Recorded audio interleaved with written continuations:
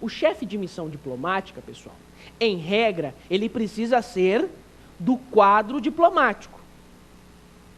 Em regra, ele precisa ser da carreira diplomática, em regra. Há a possibilidade de nós termos um chefe de missão diplomática que não foi diplomata. Há a possibilidade de autoridades, às vezes ex-ministro da Defesa, uma autoridade relacionada a outro ministério, já teve até ministro da Justiça, que foi chefe de missão diplomática. Exemplo, o ex-presidente e ex-governador de Minas, ex-presidente da República e ex-governador de Minas Gerais, Itamar Franco, ele já foi chefe da missão diplomática do Brasil em Roma. Ele já foi chefe da missão diplomática do Brasil em Roma. Ele já foi embaixador brasileiro em Roma. E ele foi presidente da República e foi governador de Minas Gerais. Ele exerceu o cargo de chefe de missão diplomática permanente. Ou seja, uma missão diplomática permanente instalada lá em Roma. O ex-presidente da República, ex-governador de Minas Gerais, Itamar Franco, já foi embaixador brasileiro em Roma. Chefe de missão diplomática que representa o Brasil e chefia o corpo diplomático que representa o Brasil no exterior. Ok? Tranquilo? Vamos responder mais uma questão. Vem comigo. Professor Diego, o concurso do Itamaraty e para o Instituto Rio Branco são a mesma coisa? Meu caro acadêmico, vamos esclarecer alguns pontos. Nós temos o Ministério das Relações Exteriores. O Ministério das Relações Exteriores, hoje ele é chefiado pelo Ministro das Relações Exteriores, que é o senhor, excelentíssimo, Celso Amorim.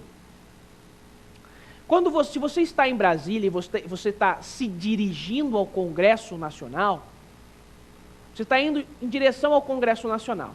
Você tem o Congresso Nacional, atrás do Congresso Nacional você tem a Praça dos Três Poderes, Congresso Nacional, STF e a sede do Poder Executivo Federal.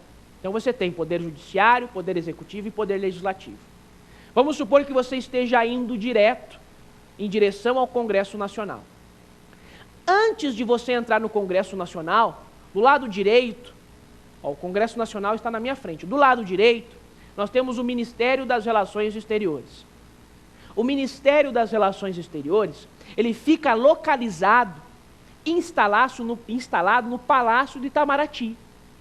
Itamaraty, basicamente, é o nome do local onde está o Ministério das Relações Exteriores. Palácio do Itamaraty. Em frente ao Palácio do Itamaraty, do outro lado, nós temos o Ministério da Justiça. Mas eu estou falando isso por quê? Nós temos o Ministério das Relações Exteriores, que está localizado no Palácio do Itamaraty.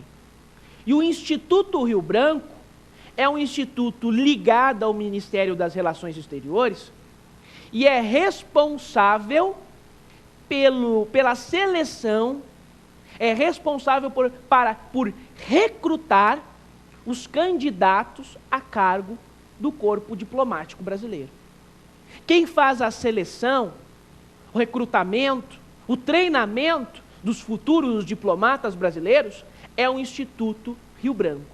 Então nós temos o Ministério das Relações Exteriores, que é um ministério que fica localizado no Palácio do Itamaraty, e o Ministério das Relações Exteriores, ele possui um instituto, que é o Instituto Rio Branco, que leva o nome de um dos grandes diplomatas que nós tivemos, e é esse instituto que faz a seleção dos diplomatas. São três coisas diferentes. É claro que nos cursos preparatórios, no dia a dia, as pessoas, a mídia, eles falam concurso do Itamaraty, concurso para o Ministério das Relações Exteriores, concurso para o Instituto Rio Branco. Na prática, não tem problema nenhum falar isso, mas eu estou fazendo uma divisão técnica, até mesmo física, porque o Palácio do Itamaraty, o belo Palácio do Itamaraty, ele é diferente do Instituto Rio Branco, que é diferente do Ministério das Relações Exteriores, embora conectados. Se você fizer um concurso para o Itamaraty, você está fazendo um concurso para ingressar no quadro de diplomatas do Ministério das Relações Exteriores. Esse concurso é feito pelo Instituto Rio Branco O Instituto Rio Branco pertence ao Ministério das Relações Exteriores, que tem sua sede no Palácio do Itamaraty, em Brasília. Tecnicamente, há essa distinção. Só que é uma distinção que, na prática, não tem muita relevância. A gente fala fazer concurso, ingressar no Itamaraty, ingressar no Instituto Rio Branco, não tem problema nenhum. Eu apenas faço essa distinção para responder realmente a pergunta do acadêmico. Ok? Vamos a mais uma pergunta. Professor, como ficam as imunidades diplomáticas e o TPI? Meu caro, de acordo com o artigo 27 do Tratado de Roma, o Tratado de Roma de 98 foi o tratado que criou o TPI, o Tribunal Penal Internacional. O TPI, Tribunal Penal Internacional, foi criado pelo Tratado de Roma de 98. E o TPI começou a funcionar, a decidir, a julgar, realmente, em 2002.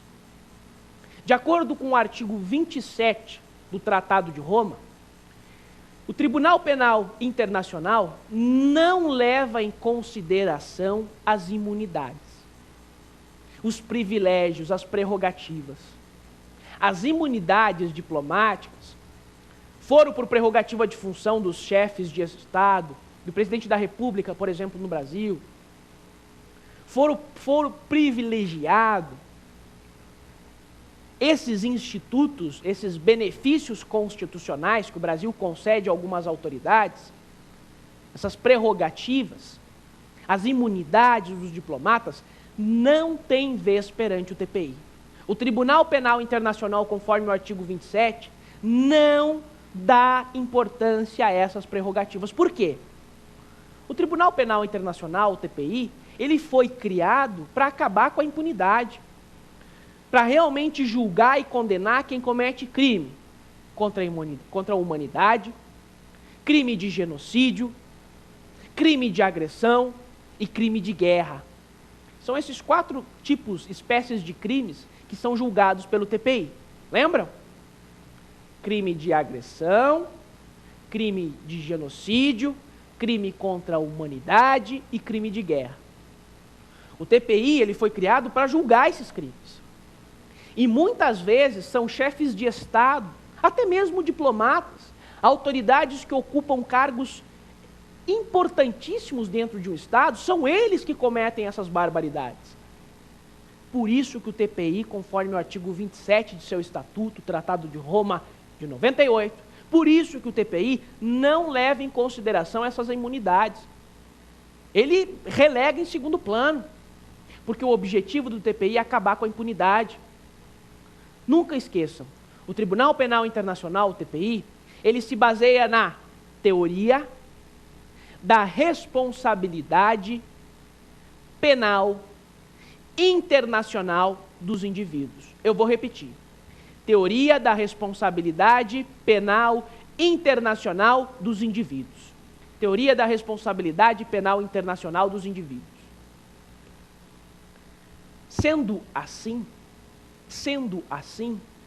é óbvio que o Tribunal Penal Internacional, o TPI, não pode se ater a privilégios, a prerrogativas que possam impedir o fim da impunidade dos crimes internacionais. Se não houvesse esse artigo 27, não haveria razão de ser do TPI.